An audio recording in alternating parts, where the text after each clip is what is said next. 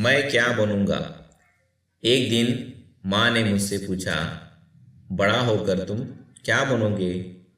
मैंने जवाब दिया, मैं डॉक्टर बनूंगा। मेरी ख्वाहिश है कि मैं डॉक्टर बनूं, इसलिए मैं दिन रात पढ़ाई कर रहा हूँ। डॉक्टर मरीजों का इलाज करते हैं। डॉक्टर के पास लोग मर्ज लेकर आते हैं और अच्छे होकर लौटते हैं। मैं डॉक्टर बनकर गरीबों का इलाज करूँगा, कमज़ोरों की मदद करूँगा। अल्लाह से मेरी यही दुआ है कि वो मुझे डॉक्टर बनाए।